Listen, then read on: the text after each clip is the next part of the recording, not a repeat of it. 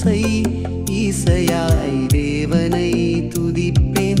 திசைகள் நான்கும் இயேசுவை சொல்லுவேன். அல்லேலூயா, அவருக்காய் வாழ்வேன். அல்லேலூயா. ஆசை ஆசையாய் வேதத்தை வாசிப்பேன். ஓசை ஈசையாய் தேவனை துதிப்பேன். திசைகள் நான்கும் இயேசுவை சொல்லுவேன்.